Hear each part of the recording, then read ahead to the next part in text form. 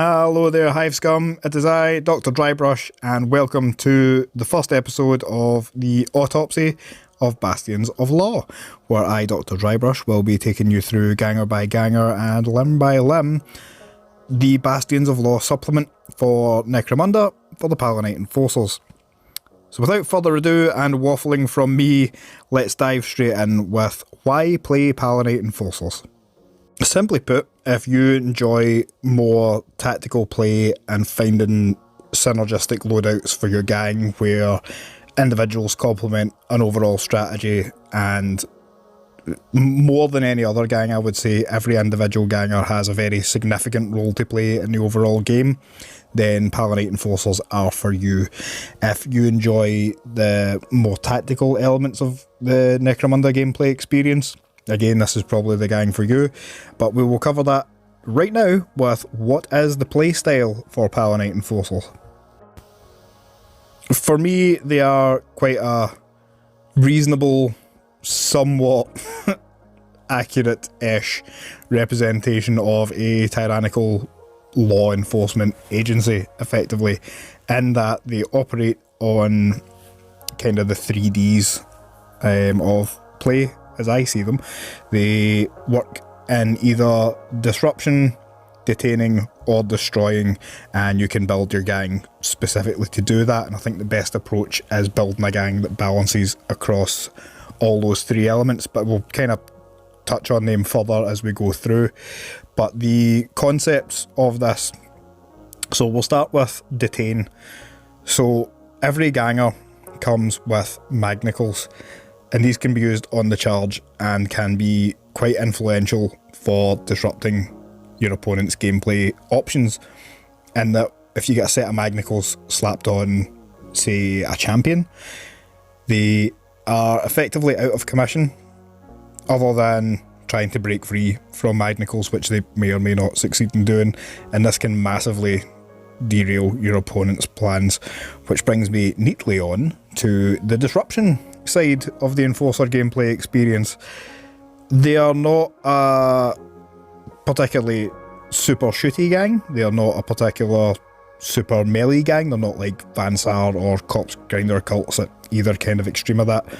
They are somewhere in the middle, but their gameplay is, from reading through the book multiple times now over several days and hours, much to my eye strain and brain befuddlement, the overarching themes for the disruptive side of play comes from the influence that it has on gameplay through stun grenades and predominantly concussion use, and it's finding the synergistic mesh between stun and concussion to derail and, as I say, disrupt your opponent's gameplay plans. And we're going to cover a couple of options with that as we go through each individual ganger section, which brings us also on to the final point: destroy.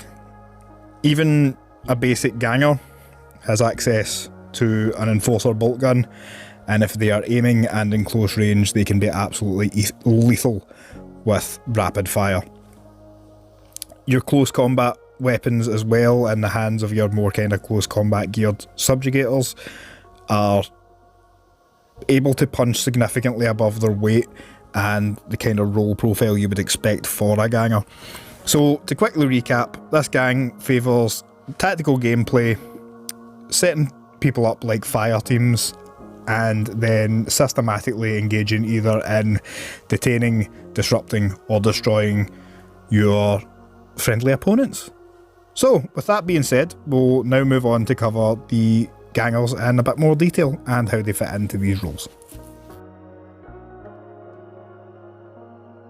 So a couple of things to consider with Palanite Juves. They are cheap. They are very, very cheap. They all come with magnicles, which is something that you would do well to remember, because they can start punching above their weight with these. They are such cheap bodies that you can buy one with no other equipment other than the magnicles they come with and just treat them as go-falls, as in go for this, go for that, go kick that loot casket, that kind of thing. Now, their BS 5 and weapon skill 5, that should give you an indication that the Enforcer bolt gun probably isn't the best option for them. give them the Enforcer shotgun, and because it's a template weapon, they are just as accurate as anybody else with a template weapon. They're also cheaper than a ganger with the same, so if you are including any shotguns in your gang, I would suggest you give it to Juves. It can also be combined with grenades, particularly photon and stun grenades interchangeably, depending on what your playstyle is, what your gang build is, and they can be used very effectively as sort of throwaway disruption units. It doesn't matter if they die, they are about 25 credits or something like that, and grenades are 15 credits a pop, but we'll go on to talk about that later on. If you have to give them a melee weapon, I would suggest a shock baton, because again, the weapon skill 5 kind of factors into my decision making of this. Shock triggers on a 6, so really you're fishing for 5s and 6s anyway, so why not go for something that has shock. It also has parry, which will keep them in the fight a lot longer than you would think, because you can force your opponent to re-roll their hit rolls. So with that being said, let's move on to the next slide and cover the first build in a bit more detail. So the first build that I suggest I have called Meat Shield with Magnicals, because that's effectively what they are. It will run you between 50 to 60 credits depending on whether or not you use flak armour, and this build comes pretty much naked other than shock baton and magnicals. Reason for the shock baton, as was previously mentioned, it has the parry trait, which will force your opponent to re-roll a successful hit roll and will help keep your Juve alive a bit longer than they should be. And that paired with the shock trait, which is hitting when a 6 to hit is rolled, it will cause an auto success on the wound. It's not going to bypass armour, but it will mean that they can kind of punch up a bit, and given that they're weapon skill 5 anyway, you're as well taking something that has some kind of effect on that 6+. It would be my position on it. Again, I can't stress this enough, with every Palanite Enforcer, remember that they have magnicals. It can be used on the charge, and it can be very, very strong when you use it in synergy with group activations and kind of concussion weapons in particular, or stun grenades, because those will reduce the initiative of your target. And then you throw in your meat shield, who can just handcuff them. It's not going to make them prone and pinned, but it does massively limit what your opponent's model can do until or if they break free from the magnicals.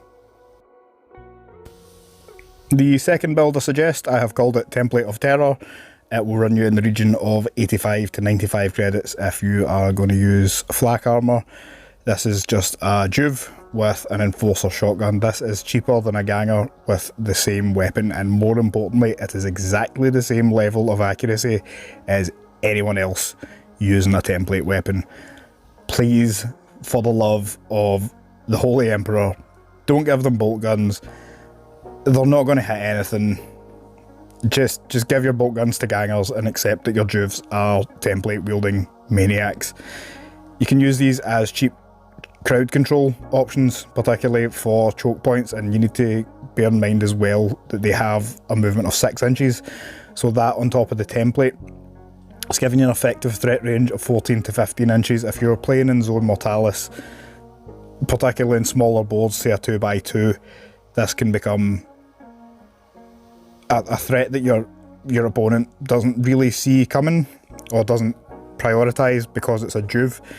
They're not seen as anything particularly hard to deal with, and rightly they're not, but the effect that they can have on poorly grouped together opponent gangers is quite noticeable.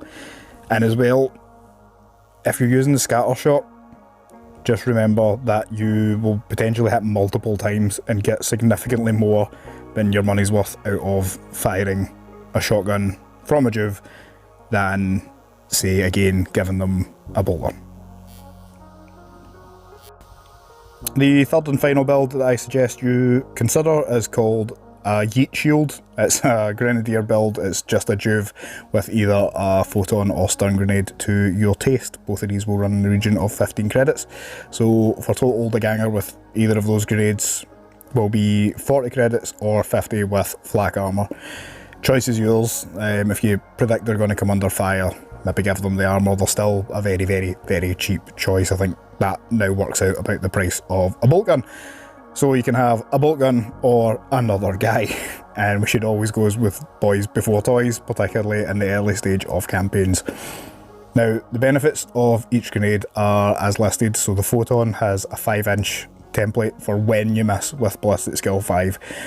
It also has the flash weapon trait, which can make your Juve a fantastic force multiplier and disruption piece, but it is very worth bearing in mind that because of the grenade trait, you're going to have to roll an ammo check, and it will be a 5+. So it could mean one and done without the right kind of support cast roundabout. But if you're speccing into grenade throwing, there are probably better options than giving them to a Juve.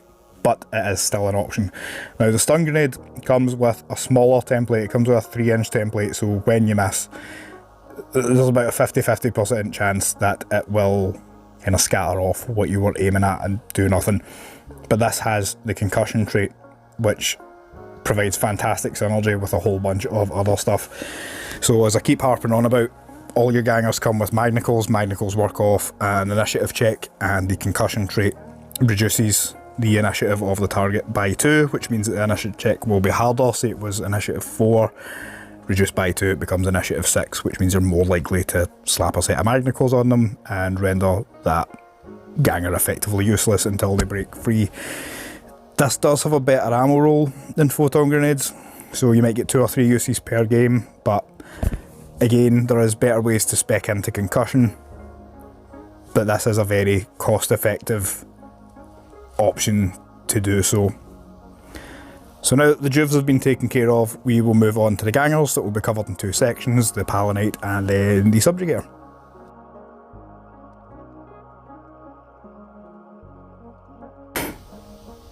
Your Palanite Gangers are the backbone of the Palanite gang. They are a versatile and reliable fire base with their ballistic skill of 4+. When you start aiming, it's 3+, and then with the likes of the Enforcer bolt gun, if you're in short range, I think it gets a +1 again, so it'd be a 2+. They are excellent in terms of access to their force multipliers. So again, Palanites will usually be outnumbered, but they shouldn't be outgunned in the early game, particularly if you lean into the playstyle of Palanites, which is a bit more tactical and a tad shenanigans. The specialists, it's worth noting, do have access to the shooting skill and Palanite drill. You can make some very, very interesting combinations therein, and as ever, they all come with Magnicals. But we'll move on to the first build and discuss that a bit further. Build number 1 is the Firebase build. It is an Enforcer with Enforcer bolt gun. It will run you between 95 to 105 credits, depending on whether or not you give them flak armour. As I mentioned in the Juve entry, I don't think it's the best option to give them an Enforcer shotgun, just due to the fact of the template hitting on the same kind of skill level as a Juve would. I think these guys are a lot better served with the Enforcer bolt gun. It's still relatively okay cost-wise, and yeah, I would argue that the bolt gun is effectively the only real sort of ranged firepower general duties option you have for gangers. These guys operate in a medium to close range, so at the 24-inch range, which is the maximum range of the bolt gun, they'll be hitting on 4s, and in the half range, so the 12-inch, they'll be hitting on 3s. And this will get significantly better when combined with the aim action, which would be 3s and 2s respectively. This can make for incredibly punishing rapid fire. So again, these are rapid fire weapons, which means if you have clusters of enemies nearby, you can start spreading those shots around, get multiple pins. It's just, as I said, I don't think you should be giving them a shotgun, but it's your game, you play it how you want. But I think this is the most reliable sort of fire-based build, but we'll move on to another couple of options with Palanites. So for all, I would gear most of my Palanite Gangers towards the kind of ranged fire base. They do make good versatile threats.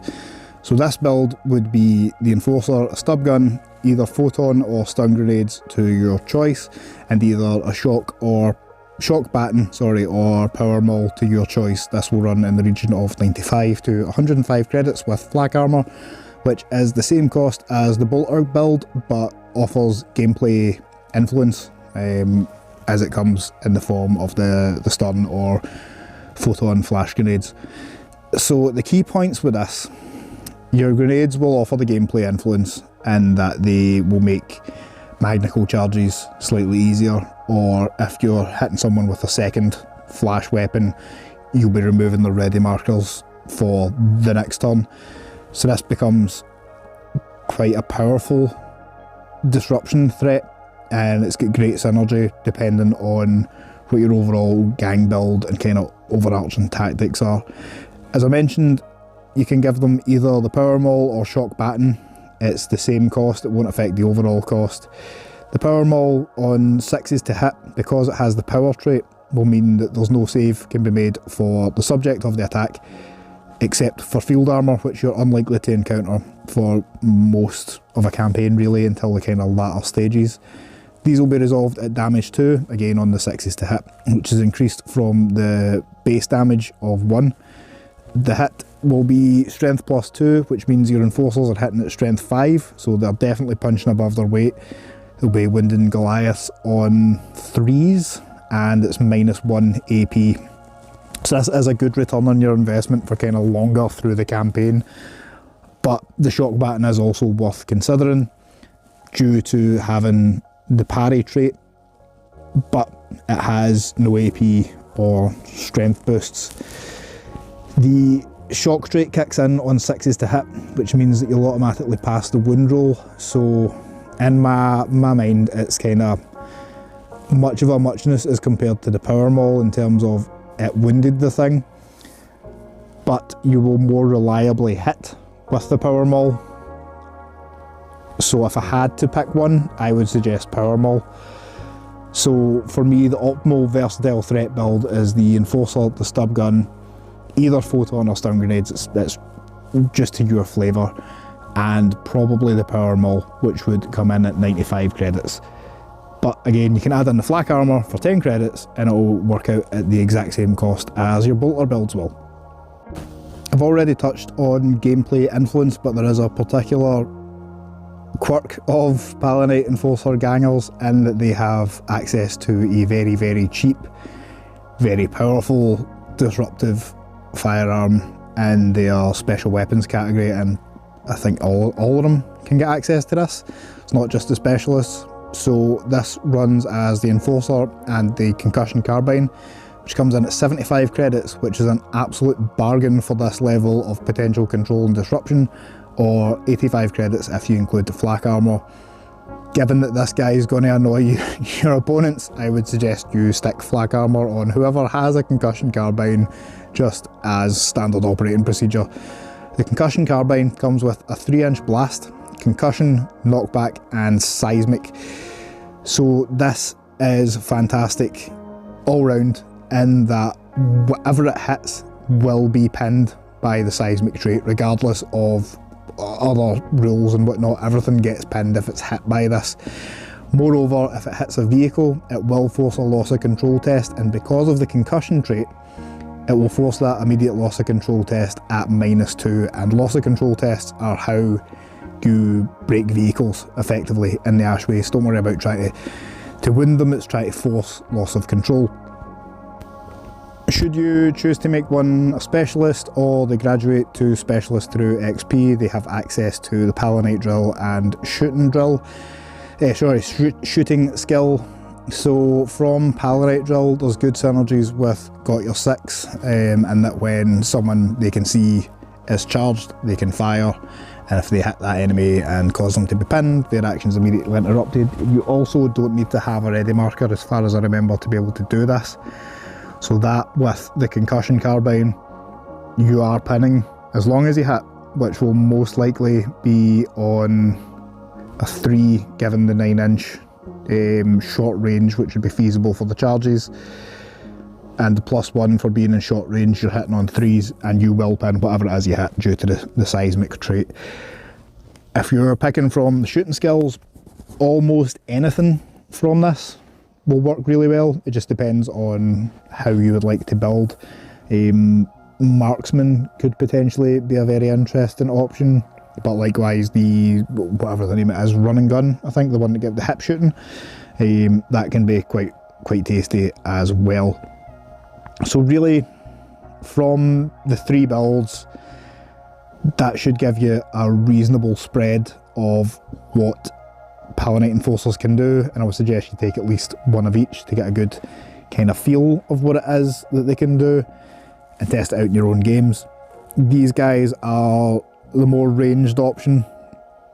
They can put up competent melee, but compared to a Subjugator, these guys are your shooty boys, and the Subjugators are your punchy boys. So, with that rather fitting introduction to the punchy boys, we'll move on to the Subjugator Gangers and what they bring to the table as compared to the Palanite Enforcer regular Gangers. Quick look at the stat line for the Subjugator Patrolmen should indicate right away why these are your punchy boys. They come as standard with 2 attacks, and then when you start including sidearms and melee weapons and charging into combat, that number quickly ramps up, and given their access to various types of melee weapons that we'll cover further on in the video, they can become very, very punchy for what they are. So as noted here, they are a very capable melee threat for a ganger, and just importantly, they shoot just as well as pretty much everyone else in your gang, short of the Palanite Sergent, who is your champion, or your Palanite Captain, who is your leader. Also, quite interestingly, at creation they have access to a very versatile weapon. It's called the Subjugator Pattern Grenade Launcher. It comes as standard with frag and stun grenades. This can reach out to 24 inches. Given the BS4 and the ability to aim, this is quite accurate, disruptive firepower. These guys can be built either super resilient or budget friendly. It's very hard to tread the line between both, so I would suggest that you just kind of accept that they're either going to be very tough or relatively cheap for what they do, and consider that layered flak armour. Just accept that you're going to put it on them and just take it as part of the cost. So we'll move on through the builds and we'll discuss the benefits of each. There's kind of 3 broad archetypes as far as I can make out for Subjugators. I've used all 3 kinds and I enjoy all 3 kinds. First up is what I like to refer to as the blast builds. Subjugators to me come in blast, bash or brawler, and the first of our 3 archetypes is right here, the blast builds. So this is a Subjugator with layered flak armour and the Subjugator Pattern Grenade Launcher. This will come in at 125 credits and will give you access to frag and stun grenades that can reach out to 24 inches with reasonable accuracy, and this can be boosted again with the aim action. The second option in this blast build is Subjugator, layered flak armour and the heavy concussion ram, so 145 credits in total. I would argue that this is the better of the 2 heavy weapon options available to Subjugators at creation, given that the other one, much the same, can be accomplished with a power maul and a grenade launcher, really, and I think it works out as about 10 points cheaper. However, back to the main point here, the heavy concussion ram, reaching out to 30-inch range, there is what I believe to be a typo, in that it doesn't include the 3-inch blast as it used to. Still, at the time of this video coming out, waiting on any kind of FAQ or errata, but I would play it, and I would suggest that you also play it as having the 3-inch blast, but consult your arbitrator, and if you're just doing a kind of casual game, speak to the person you're playing with, because at the end of the day it's supposed to be a fun game that everybody enjoys, and it's not really going to make or break things if it doesn't have the 3-inch blast. But yeah, so bear that in mind. It's not, if it's rules as written, it doesn't currently have it, but in past versions it did. The specialists have got access to Palanite drill, and the standout one for that I would say would be Got Your 6. This is your kind of interrupt and charge skill, and this is particularly applicable to your blast builds. But we'll move on to the next build and see how else you can customise your Subjugators for different roles in your gang. So now we enter the land of Bash, which is where Subjugators really shine.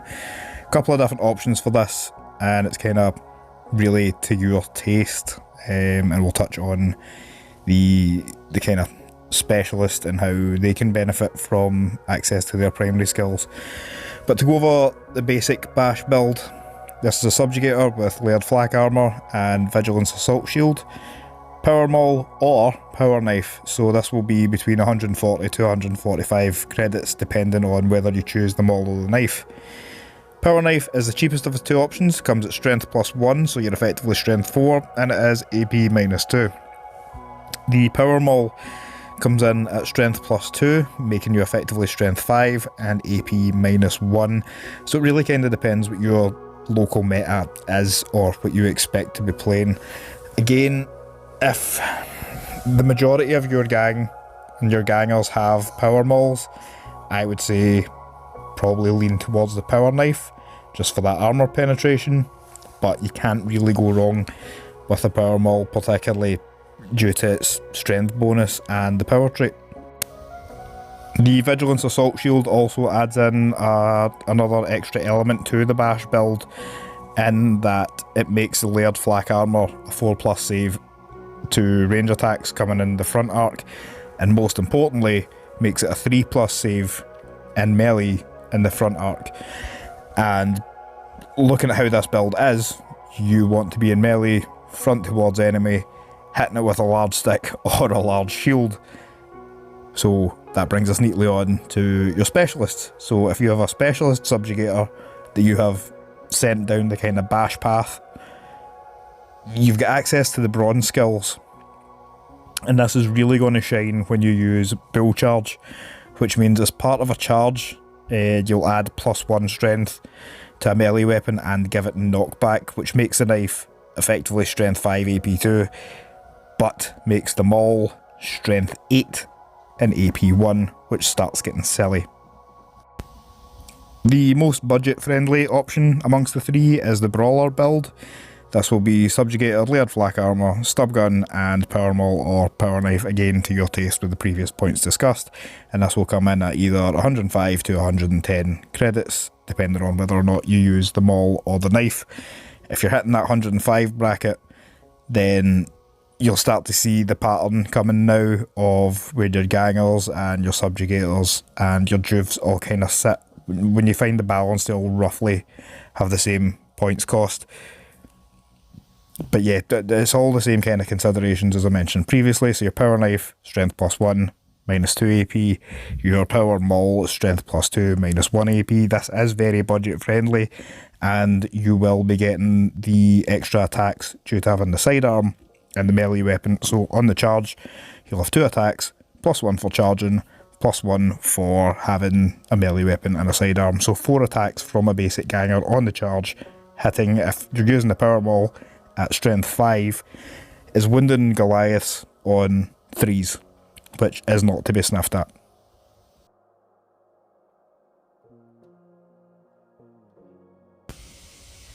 Sticking with the Subjugator theme, this is the first of our 2 champions. This is the Subjugator Sergent, who is our melee champion, but as you can see from the stat line, he is only very slightly better than the regular Subjugator Ganger.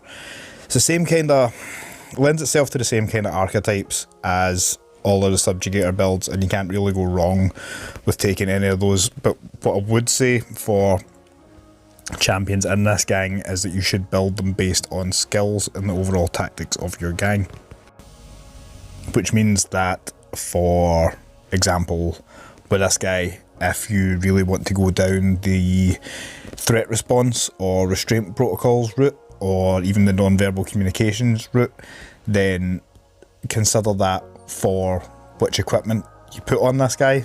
And also, like, if you're going the Bull Charge route, again, the consideration should be first on the skill build, and then how that fits in to the rest of your gangers. There's also, I would say this is probably the better choice between the 2 champions for a lot of the Prefecture theme builds, but we'll go into that in a wee bit more detail soon.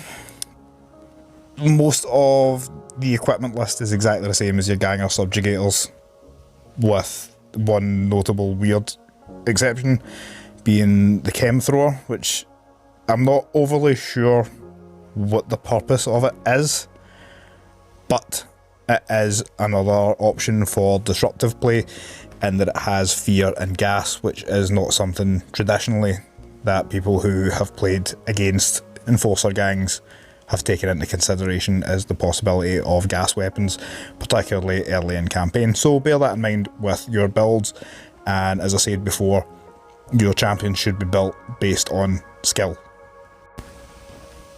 And on that point, that ties in alongside the Prefecture builds, because it's all, and I'll kind of drill this to death through the champions and the leader, it's build based on skill. So with the Palanite drill, you can't really go wrong for any selection from that, other than, I would argue, got your 6, which would be better on the other champion Sergeant model. Whereas this guy, because he's more of a melee threat, things like the threat response is a good one, and non-verbal communication as well will help keep your gangers, because you're trying to push this guy forward, it'll help keep your gangers on the table probably a bit longer than they otherwise would, given that you're always going to have low numbers to start with. Also think that this guy is a really good candidate for the Palanite Prefecture skill, particularly Shield Companion, just because of the access to the Vigilance Assault Shield and where you want this guy on the board. Priority Threat is also a good option from this.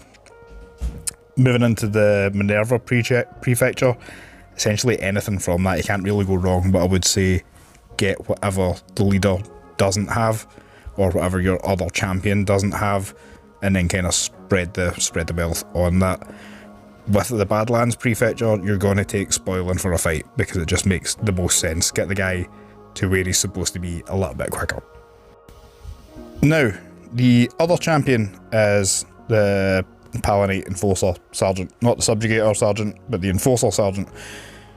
So yeah, you can see from the stat line, pretty similar, but is more biased towards the shooting side of things.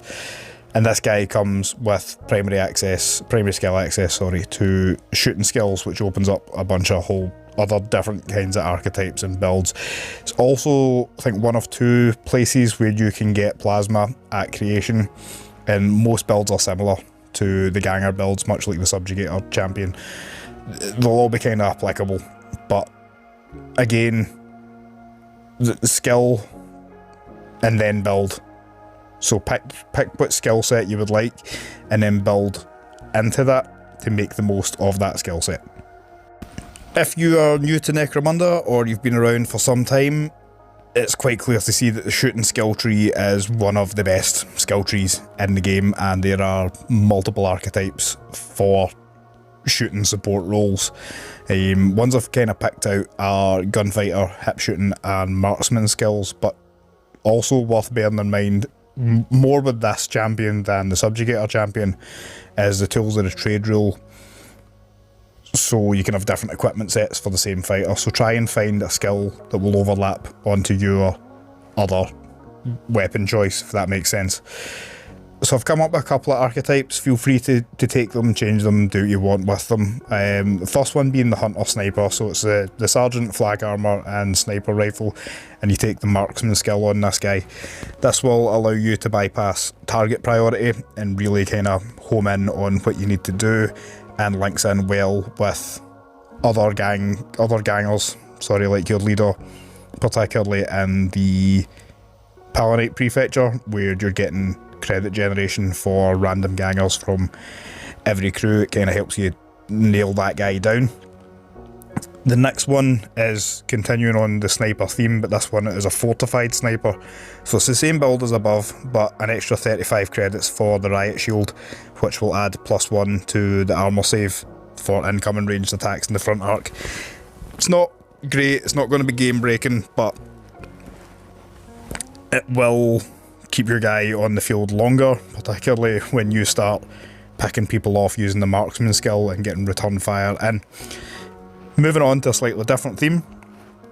This one is using the gunfighter skill, I've suggested either 2 stub guns for the budget option, or if you're just a bit insane, 2 plasma pistols. This is very, very expensive, but who doesn't love pistols and just run around twin guns blazing without the minus? It's all around good fun. might not be the best build or the best use of this character, but it's fun. Likewise is the hip shooting skill. Now, I've said this is good with a web gun, which it is. It is expensive. It makes your threat range pretty large with the web gun, but like I said at the start, keep in mind how this ties in with your tools of the trade stuff, so what the flip side of your loadout is. So if you have hip shooting and, say, a web gun here, it's also applicable to a concussion carbine, so that gives you kind of 2 different aspects of the same thing. Likewise, if you have the marksman skill and you've taken, say, the fortified sniper build, but you've still got the marksman skill and you take the concussion carbine build, then that gives you a whole different way to play the concussion carbine, negating the need for the usual target priority system. Hopefully that makes things a bit clearer when I'm saying build around a skill, but that kind of makes the point as best as I can. So prioritise your skill set first, and then choose your weapons to fill in that gap and any gaps in your overall gang game plan. In terms of the prefecture builds for this particular champion, Palanite drill wise, use almost anything except threat response. I think threat response is wasted on this guy in the same way that Got Your 6 was wasted on the Subjugator Sergeant. In terms of the Palanite prefecture, depending on which build you use, I think this guy is a good candidate for call reinforcements or priority threat, one of which allowing you to bring in another ganger or another member of your gang, if you have had someone go out of action during the game, and another one being a kind of credit generation mechanic. I think this fits quite well with this sniper build. Would I use it as my first skill on a sniper? Possibly not, but I think it's quite good in how it overlaps with, say, the marksman skill on a sniper. Minerva prefecture wise, anything really, but similar point to when I last brought it up. Take the complementary skill from whatever, say, your leader isn't taken or the other champion isn't taken, and try and spread it out a bit.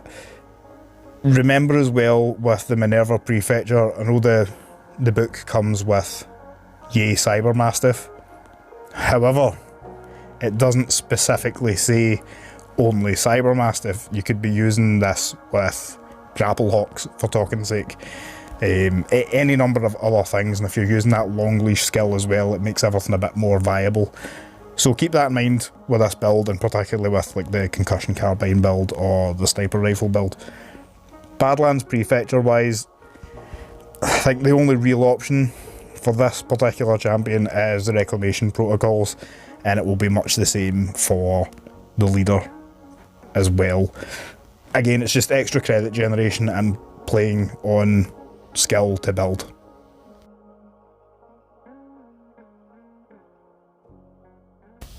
The Palanite Enforcer Captain is the leader of your gang, and a quick look at his stat line will show he's quite versatile. Weapon skill and ballistic skill of 3+, strength and toughness of 3, a solid 3 wounds, good initiative of 3+, 2 attacks, and then the mental stats, leadership 4+, cool 6+, willpower 5+, and intelligence 6+. So this guy is he's a great all-round character, to be honest. Worth noting, primary skills wise, he gets access to Palanite Drill along with everyone else, leadership skills and Savant. Now this is the only place that you can access the Savant skill tree within the Palanite Enforcer gang, and I would strongly suggest that you kind of bias a build towards the Savant skill tree, because otherwise you're going to get no access to it. Obviously you could take it as a kind of second advancement in your primary skills if you took a Palanite Drill to start with, but I would suggest you take it off the bat to make the most use of it. Which brings us on to the archetypes of the Palanite captain. This guy is either frontline support or a Remph. I don't think there's any in between, and if you don't know what a Remph is, I'll try and keep it family friendly. It stands for Rear Echelon Moufly Floufly, we'll say. Yes, so he's a support character. He is capable of shooting, he is capable of fighting, particularly backed up by all the Palanite skills, but I think this character really shines as a support piece to hold the rest of your gang together, which is befitting of the rank and everything that kind of comes with it based on the mental stats. But we'll go on to discuss the skill builds and then equipment loadouts for that. As ever, I'm a big fan of building based on skills and then how that fits into your overall gang playstyle, so bear that in mind when you're kitting out this character. So frontline support builds based around skills, these are in no particular order, and feel free to obviously go out with what I'm suggesting, but these are the best that I can see based on a rather extensive time spent building all the skills into various categories. But anyway, I won't bore you to death with the background of things. So Savant skill tree wise, I would say Munitioneer or Medicae are your best from that skill tree in terms of this build, but these are all, as a guide, they're not definitive, so whatever you choose will probably be just as good. I'm not a fan of min-maxing anything. I'm not a great believer in Necromunda being a air quotes competitive game, but I think Munitioneer and Medicae are solid choices, both in terms of actual gameplay function and overall narrative for your gang. In terms of the leadership skill tree, I've chosen Mentor. I think this is a good solid all-round skill and befits that frontline support role. From the Palanite drill, got your 6 in non-verbal communication, again both very fitting of the role depending on how you choose to build, but as I keep harping on about, you build based on skills. From the Prefecture skills, anything Minerva really. Again, as I mentioned in the champions, I would choose a supporting complementary skill that your other champions aren't using. And from the Poison Sea Prefecture, it would be the poison resistance, just to give them a bit more longevity and resilience. It obviously depends on what the local meta is, what you expect to be playing, all that kind of stuff. But we will have a look at the equipment sets that I suggest based on these skill builds. And these are all largely dependent on the specific skill that you choose. Again, you can't really go wrong with any skills that you choose. Pick what you like, but based on the ones that I've suggested from the Savant builds, I think the Concussion Carbine and or the Web Gun make good use and make sense in the kind of range that you would be wanting to operate a Medicae or Munitioneer. The Web Gun obviously being a template, you could argue it's wasted on someone with a ballistic skill of 3+, but I think it's a good fit for that role. From the Palanite based drills, again as above, the Concussion Carbine, the Web Gun, but from this as well, I think you can be quite well served with the Enforcer Bolt Gun, and if you've chosen got your 6, I think the Heavy Concussion Ram with the Seismic trait is a good solid choice. As ever with any of your hierarchy models, make sure you remember that you have the Tools of the Trade, which means you can have an additional weapon set, additional fighter card effectively. So base this around your skills again and try and make it complementary to say another wrinkle within that skill set, if that makes sense, and as well include what environment you're likely to fight in. So if you have, say for talking's sake, the Palanite drill and you've chosen got your 6, the Heavy Concussion Ram or the Enforcer Bolt Gun or even the Concussion Carbine would be on one fighter card and then perhaps a sniper rifle on the next one. But it's just really up to you. I think a kind of solid default would be the Plasma Pistol and Power Maul. For going the Power Sword, I know it looks cool in the model, but I think the Power Maul is actually better in gameplay terms, giving you that extra strength bonus, and the Plasma Pistol as well with the sidearm, giving you the extra attacks. The second captain archetype is the Remph build, the rear echelon Mumfly Flumfly skill build. I've chosen from leadership Iron Will. I think this is quite important when you have a low model count, more elite gang. From the Palanite drill, I've chosen Got Your Six, which will make sense when we go on to talk about the weapons. And for a little extra outside the game, bearing in mind that this guy is a Remph, choosing Fixer from the Savant tree. It is, again, the only access you have to Savant, so if you're going to pick something, I would always kind of err on Savant because you have plenty of Palanite skill drills to go around, and the leadership skill tree isn't exactly amazing. It's certainly got some uses, but it's not the best skill tree in the game.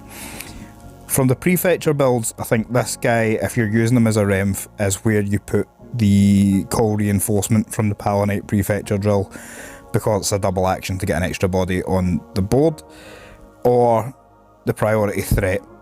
And I think this ties in well if you have a sniper champion with the shooting skills, but you can also build this guy as a sniper. But we'll go on to look at suggested equipment sets, again based on the skill tree.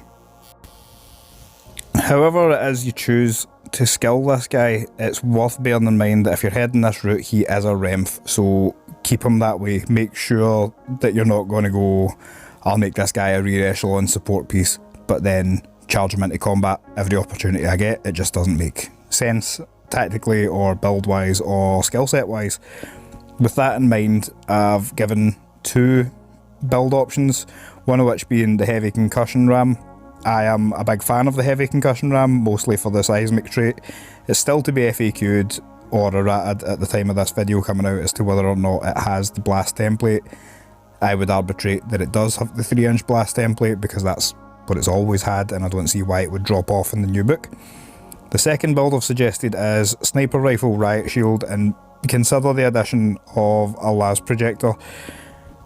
The Riot Shield is going to give him a bit more durability alongside the Sniper Rifle, and the las projector will give you bonuses to the, I think it's the short range. So keep this in mind depending on how you build the guy. This Remph build, particularly the Sniper Rifle one, is more if you head down the Palanite skill tree or the Palanite Prefecture skill tree. You can use it broadly for anything, but I would suggest that if you're having a guy out back, you might as well give him something that can reach out and touch enemies a bit further away.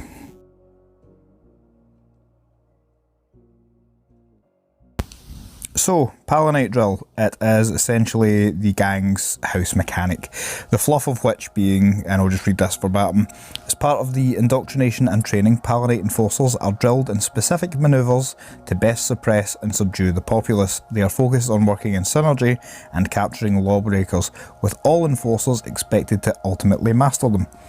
So much like I said at the start of the video, this gang is about working as fire teams and working in synergies, and this is highlighted further in the Palanite skill drills. So we'll go over the base skills because the prefecture stuff kind of layers on top of these. I'll just go through these in the order that they're written and we'll discuss them a bit further afterwards. So Got Your Six, as we can see on the board, is once per round. If this fighter is standing inactive, as soon as a visible enemy fighter declares a charge, double action, but before it's carried out, this fighter may interrupt the enemy fighter's activation to perform a shoot, basic action, targeting the enemy fighter whose action they have interrupted. If the enemy is prone and pinned, or prone and seriously injured as a result, their activation ends immediately and their actions are not made. This is an outstanding skill to take and is really good on people with concussion carbines or the heavy concussion ram with the seismic trait. I think this is kind of your default Palanite skill, to be honest, but we'll go over the rest and then kind of circle back to what I think are the highlights of this tree. Hilmor's Justice. When this fighter performs a coup de grace simple action, they earn an additional 1 XP. There's nothing really particularly wrong with this, it's a very, very straightforward skill. Skill number 3, non-verbal communication. Any friendly fighter with line of sight to this fighter may use this fighter's cool characteristic when taking a nerve test. This can be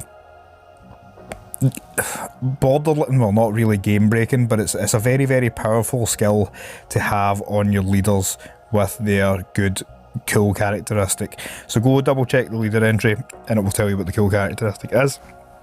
I think this is also a strong synergistic option to spread around with champions as well, particularly for Zone Mortalis, where you might have isolated pockets. It really shines depending on who it is you're facing. If you've got a lot of like kind of terror tactics coming from the other gang, then this is a strong counter to that. So moving on, restraint protocols. Whenever this fighter could perform a coup de grace simple action, they may instead perform a restrain simple action, which is as follows. The fighter is adept at shackling their opponents, even in the heat of battle.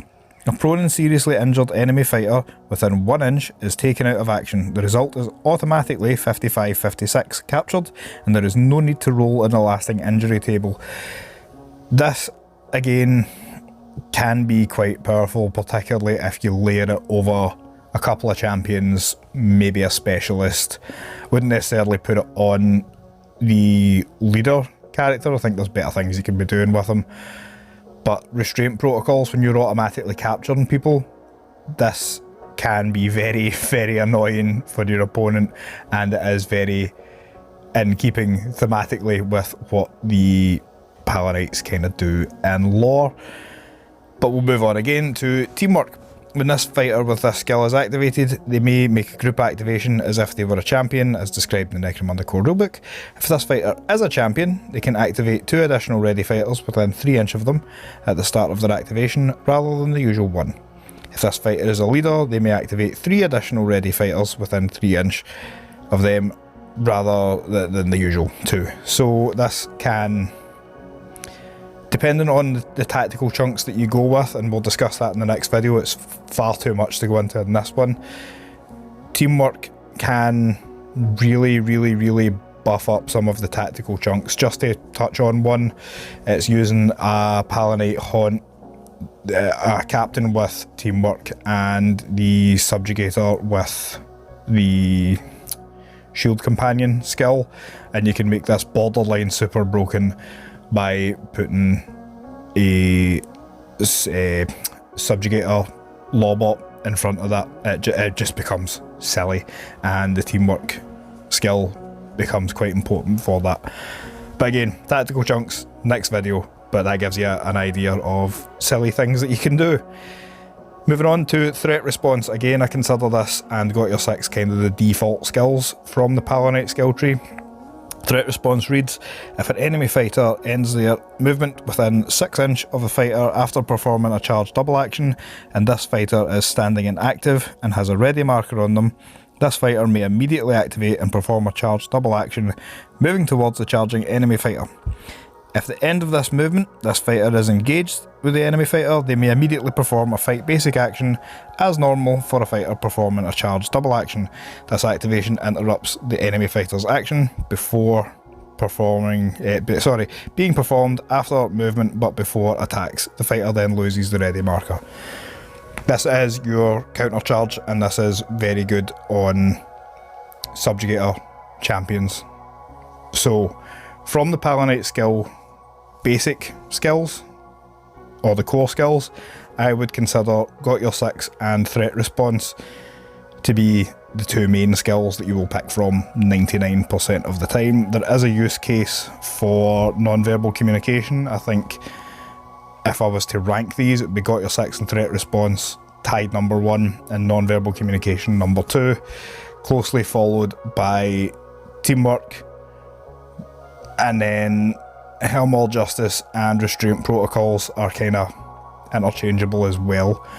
But we can see from the core skill tree that this gang really lives and dies on the ability to synergize across the gang. So as I've kept talking about through this video, it's very important that you understand what playstyle you enjoy and what playstyle you're building into, and that has to be echoed across your leaders and champions, and kind of wholesale across the gang. There needs to be serious consideration given to fire teams and pairings and maybe triplets of people, and predominantly everyone's going to have to move as a fire team unit just to make the best out of that synergy. But again, this video is already huge in terms of the length of videos that I make, so I will cover that again in the kind of tactical chunks video that will follow this one, should this gain enough traction really to merit it. But we'll move on to the Prefecture drills now. So Prefecture drills are effectively flavouring add-ons to the core Palanite skills. They don't replace all of them, they just add in extra things. Think of them as, if you come from Warhammer 40k, think of them like your kind of chapter tactics. So it's a different flavour from the core that there is. First one being the Palanite Prefecture. The additional skills that come from this are call reinforcements. Once per battle, this fighter may perform the officer down double action, which reads as follows. If a friendly fighter has been taken out of action in this battle, then during this round's end phase, a friendly fighter of the controlling player's choice, who is not in the battlefield or in recovery, arrives as reinforcements as described in the Necromunda core rulebook. This can be great for outflanking people with something ridiculous that it didn't necessarily see coming. Gestures broadly at Subjugator Automata. The next skill within this Palanite Prefecture tree is Priority Threat, which reads, if this fighter is part of your starting crew, randomly select an enemy fighter. They are a known threat to Helmor's peace and must be eliminated. If they are taken out of action during the battle, add d6 times 10 credits to your stash. This, again, you can spread across multiple champions and your leader. So say for talking sake, you have decided that this is your bread and butter, live or die, we are going for priority threat. You've got two champions and your leader, they all have priority threat. You are effectively earning an extra 3d6 times 10 credits, which gets silly. My favourite from this is Shield Companion. If this fighter is equipped with a weapon with the Assault Shield trait, any friendly fighters that they are in base contact with are also considered to be equipped with a weapon with the Assault Shield trait. Note that a fighter can only benefit from one weapon with the Assault Shield trait. So this becomes great when you start clustering it up, as I keep saying, with a synergistic fire team. So a Subjugator champion with Shield Companion and say someone with a web weapon or concussion weapon, or perhaps a haunt. Hint hint, nudge nudge, for silly tactical chunks that you can do. But I think this is arguably one of the best skills across all of the prefectures, if not the best one in the prefectures. The Minerva Prefecture is more about beast handling. It's almost entirely geared towards that, and it is another layer that you can move your entire gang towards, really. The first skill in this is Advanced Beast Handling. Any exotic beast this fighter owns may end their activation 6 inches further away than usual. Key thing here being any exotic beast. This isn't just a case of Cybermastiffs, like I've made mention of earlier in the video. This could be Grapplehawks, Millisaurs, giant rats, whatever you can get your hands on. So this can become quite potent if you use it properly. The next skill being Beast Mastery. This fighter may perform a command basic action, which reads as follows. Make a leadership test for the fighter. If the test is passed, pick an exotic beast owned by this fighter. That exotic beast may immediately perform 2 actions as if it were their turn to activate, even if they are not ready. These actions do not remove the ready marker or prevent them from being activated as part of their owner's group activation. This could be quite spicy. I'll leave it to your imagination for now, and we'll circle back to it in the Tactical Chunks video that will follow this one. The last skill in this skill tree is Attack Order. This is a kind of passive. It's not really it's not an action as such, it's just a passive buff that you get. If this fighter and one of their exotic beasts are both engaged with the same enemy model, increase the exotic beast's attack characteristic by 1. As I said, it's not an action, you don't have to do anything for it, you can just have it and get it. The Secundant Prefecture is all about your vehicle upgrades, with the first one being the Suppression Siren for 50 credits. This is exclusive. Once per battle during this model's activation, the controlling player may declare that they are using the Suppression Siren. When the Suppression Siren is used, all enemy fighters within 12 inch must immediately make a toughness check. If they fail this test, they suffer a flesh wound with no saves of any kind allowed as they become deafened. Arbitrators, you are going to need to cast an eye over this. Are you allowing this on multiple vehicles? Is it allowed multiple activations effectively per round?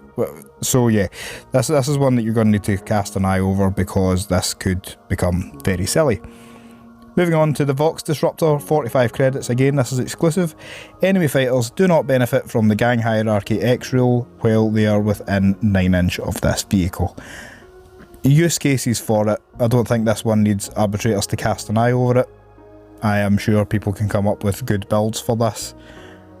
Hopefully I can figure out something by the time I get around to the tactical video that will follow, but as it stands just at the time of recording this one, I don't have any particular strong opinions on it or use cases for it. The next item of war gear from the Secundum Prefecture is the Electroshock Projector at 60 credits. Again, this is exclusive. When an enemy fighter ends their activation within 6 inch of this vehicle, roll a d6, and on the result of 5+, they suffer an automatic Strength 3 AP damage 1 hit. It's not great, but it's not bad, and it could result in pinning people nearby who might otherwise mulch your vehicles. We'll move on to the next two prefectures. There is not really much to say about them. I think the strongest prefectures in this book are the first two, so the Palanite and the Minerva, but there is use cases for the Badlands and the Poison Sea, which we'll cover now. The Badlands Prefecture thematically would go more with Bad Zone Enforcers. It's unlikely I'm going to do a video covering the Bad Zone Enforcers, however if there is a demand I will go over it, but if you want to kind of get that flavour without necessarily using that list, this is probably the prefecture that I would suggest going with. So this one gives the additional skills, starting with Spoiling for a fight. First time each battle, this fighter performs a charged double action, they add d6 to their movement characteristic instead of d3. I'm not overly sold on this, but I think it definitely has some use cases, with the average roll of a d3 being 2 and the average of a d6 being, what, 3 to 4. It could be much of a muchness, but it could also give you that extra range for charges that your opponent didn't necessarily see coming. Next one being Reclamation Contacts. When this fighter's gang sells common equipment during the post-battle sequence, they gain the full credits value of the equipment. Additionally, reduce the cost of the first piece of common equipment purchased from the trading post during each post-battle sequence by d3 times 10 to a minimum of 5 credits. This is one that you'll put on your leaders, kind of as a support build. If you're absolutely determined to go down the Badlands Prefecture route, there is, again, use cases for this. I think it might be of help in certain campaigns, like the Arantian Succession. It could also be of use in Secundum Incursion gangs, but we'll leave that up to you to decide. And the other kind of additional layer to the Badlands Prefecture is Bionic Replacements. A Palanite Enforcer patrol from the Badlands Prefecture changes the availability level and credit cost of Bionics from the Necromunda core rulebook as shown below. Basically everything goes down a rareness level and is slightly cheaper. Make of that what you will. Moving on to the Poison Sea Prefecture. This one comes with the additional skill Poison Resistance. When this fighter is wounded by a weapon with the toxin or gas trait, their controlling player may change the result of 1 injury dice to a flesh wound. This is helpful for kind of, ironically, Badlands environments or Bad Zone environments, as compared to the Badlands Prefecture. This is good if you're coming up against a lot of Escher or people who use gas weapons. Outside of that, not much use to it, and I would argue that a Respirator might just be better overall. This prefecture comes with an additional weapon accessory, which is the Shock Amplifier, close combat weapon with shock trait only at 30 credits and is exclusive to this prefecture. Weapon with this weapon accessory attached triggers the shock trait on a 5+ instead of a 6. You could argue you could put this on your Juves and the builds that I mentioned where they have the shock baton, but I think it makes the Juve unnecessarily expensive, but they're going to be hitting on a 5 anyway, so you might as well get the shock on a 5. So we'll leave that in your capable hands. The other wrinkle that the Poison Sea Prefecture comes with is the plentiful chem supply. A Palanite Enforcer patrol from the Poison Sea Prefecture gains the availability level and credit cost of the chems from the core rulebook as shown below. Basically everything slightly easier to get hold of and slightly cheaper. If you have any insane builds that you want to do with Palanite Enforcers full of friends on, then this is the Prefecture for you.